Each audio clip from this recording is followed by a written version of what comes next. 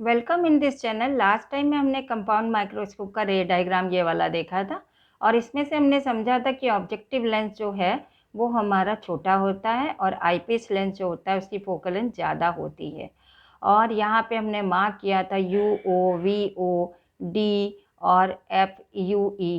ठीक है, FE इसका मतलब फोकल लेंथ ऑफ आईपीस और यहाँ पे जो है UO इसका मतलब जो है आपका डिस्टेंस बिटवीन ऑब्जेक्ट एंड आपका ऑब्जेक्टिव लेंस और FO का मतलब focal length of objective lens. अब आइए थोड़ा आगे बढ़ते हैं। आज हम इसका डेरिवेशन की स्टडी करने जा रहे हैं।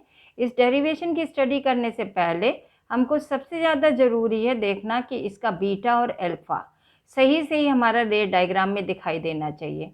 आप ये देखिए A double dash E point और B ट्रिपल डैश ये अल्फ़ा बना रहा है, जबकि A डबल डैश E और B डबल डैश ये हमारा जो है पूरा पूरा ये बीटा बना रहा है। अब चलिए हम लोग ज़रा डेरिवेशन की ओर आगे बढ़ते हैं। डेरिवेशन कैसे करेंगे? तो डेरिवेशन करने से पहले हमने डायग्राम में जब अच्छी तरीके से यहाँ पे अल्फ़ा और बीटा शो कर दिया है, क्योंकि यहाँ पे हम हमेशा एंगुलर मैग्नीफिकेशन लेते हैं और एंगुलर मैग्नीफिकेशन आपको मालूम है कि बीटा अपॉन अल्फ़ा, यानी कि जो एंगल बना आपका फाइनल इमेज के साथ और नेकेड आई के साथ जो बना, इन दोनों के रेशो को कहते हैं। अब इनको आगे कैसे हम ड्राइव करते हैं तो ज़रा देखिए कि मैग्नीफाइंग पावर हो गया m equal to beta upon alpha. Since angles are very small तो we will take 10 beta upon 10 alpha. अब 10 बीटा और 10 अल्फा बड़ी आसानी से हम देख सकते हैं। 10 बीटा जो हमने लिखा वो यहाँ पे लेना है हमने, जबकि कहा था ये एंगल, तो ये आपकी साइड हो जाएगी और आपका ये हो जाएगा। ओके, तो 10 beta equal to A double dash B double dash और A डबल डैश E। और 10 अल्फा के लिए ये वाला एंगल लेना है, तो A double dash B triple dash और ये A डबल डैश E दोनों में ही आएगा।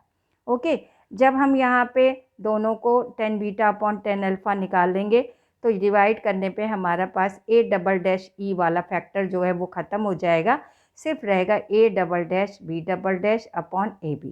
अब यहाँ पे हम क्या कर रहे हैं, अपना सॉल्यूशन को आगे बढ़ाने के लिए, डेरिवेशन को आगे करने के लिए, यहाँ पर जो हमारा वर्चुअल ऑब्जेक्ट जो आईपीस का था या इमेज फॉर्म बाय जो ऑब्जेक्टिव लेंस थी, ये क्या A डैश B डैश, इसी से हम इस मैग्नीफिकेशन में मल्टीप्लाई कर रहे हैं और इसी से डिवाइड कर रहे हैं। तो A double dash B double dash upon A dash B dash, फिर A dash B dash upon AB।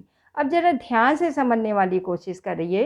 तो A double dash B double dash final image form by eyepiece, A double dash B dash virtual object which is used by your eyepiece. Okay, तो ये क्या हो गया, इन दोनों का ratio size of image to the size of object, यानी कि small m e। Okay, similarly यहाँ पे है हमारा A डैश B डैश ये वाला अपॉन आपका ये ए बी जो है। ओके, ए बी उसी साइज के बराबर ही है, यहाँ पे इसको ले लीजिए। तो ये हमारा क्या बन रहा है, ये हमारा बन रहा है MO। सो इस वी कैन से कि that the angular magnification it is the multiplication of linear magnification of ME into MO। और MO को हम ये भी लिख सकते हैं -VO अपॉन UO। अब हम क्या करेंगे, हम यहाँ पे फार्मूला यूज़ करेंगे 1/f is equal to 1/v minus 1/u, और वो भी ऑब्जेक्टिव लेंस के लिए। तो 1/FO इजिकल टू 1/VO। अब ज़रा ध्यान से फिर से देखिए कि ये जो ऑब्जेक्ट है वो हमारा लेंस के लेफ़्ट साइड रखा, तो UO कैसा होगा, नेगेटिव होगा, जबकि VO जो होगा वो पॉजिटिव होगा। तो वही चीज़ यहाँ पे रखी गई है, VO upon VO minus minus plus 1/UO। इससे जो है हमें यहाँ पे VO अपॉन UO निकालना है।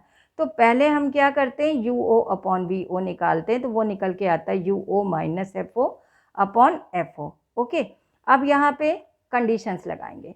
फाइनल इमेज अगर हमारी फॉर्म्ड हो रही है कैपिटल D पे, तो U equal to minus UE हो जाएगा, VE equal to minus D हो जाएगा। फिर से यही लेंस फार्मूला अब हम आईपीस के लिए लगाएंगे। तो आईपीस के लिए लगाएंगे तो 1/v की जगह -1/d करेंगे और u की जगह -1/ue, तो माइनस माइनस प्लस हो जाएगा। So we can say in this वे कि दिस -1/d + 1/ue = 1/fe। इससे हम 1/ue की वैल्यू निकाल ले रहे हैं। ओके, तो 1/ue की वैल्यू भी निकल के आ गई हमारे पास। अब यहाँ पे me क्या होता है, वो होता है ve/ue।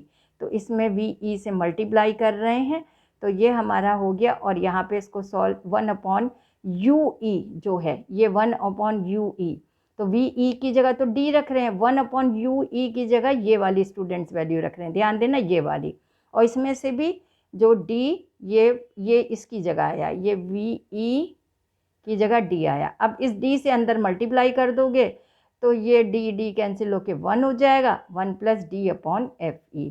तो अब हमारे पास जो लीनियर मैग्नीफिकेशन का फार्मूला था me × mo, ओके, तो mo - vo/uo हम यहाँ रखेंगे और me की जगह हम रखेंगे ये 1 + d/fe। ये बहुत इम्पॉर्टेंट फार्मूला है, इस पर न्यूमेरिकल या डेरिवेशन बहुत पूछा जाता है। और एक बार अभी हमने vo/uo उसमें भी निकाला था फोकल लेंथ की टर्म में, तो we can write in this way also, fo/uo - fo 1 + d/fe। ये दोनों फार्मूले एप्लीकेबल हैं जब हमारी image final image capital D पे बन रही है। अगर मान लीजिए फाइनल इमेज इनफाइनाइट पे बन रही है, यानी कि ये वाला जो हमारा ऑब्जेक्ट है ये इसके FE पे बन गया है, तो उस समय क्या होगा कि UE जो होगा FE के बराबर हो जाएगा। तो उस समय इस फार्मूले में यहाँ पे जो है ये वाली टर्म जो है आपकी ख़त्म होकर सिर्फ ये वाली रह जाएगी, m = -vo/uo, ये 1 ख़त्म हो जाएगा और d/fe हो जाएगी। So I hope so you understood this derivation. Do very well, practice बहुत करिए इस डेरिवेशन की।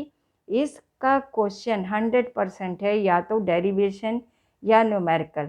और डेरिवेशन कभी भी करेंगे तो आप इस रे डायग्राम को ध्यान में रख के करेंगे, बिना रे डायग्राम के कभी भी कोई डेरिवेशन माना नहीं जाता है। अगर डेरिवेशन आता है तो फुल मार्क्स का क्वेश्चन होगा, 5 मार्क्स का क्वेश्चन होगा। और अगर खाली रे डायग्राम पूछा जा सकता है तो वो 2 या 3 मार्क्स में भी पूछा जा सकता है, और न्यूमेरिकल भी पूछा जा सकता है। अगर आप डेरिवेशन अच्छी तरीके से डायग्राम के साथ किए हुए हैं तो आप न्यूमेरिकल करने में आपको कोई भी प्रॉब्लम नहीं होगी। So thank you everyone. अगर आपको ये अच्छा लगा हो तो प्लीज़ आप इसको लाइक करना ना भूलें और कमेंट में ज़रूर लिखें कि आपको ये वीडियो कैसा लगा।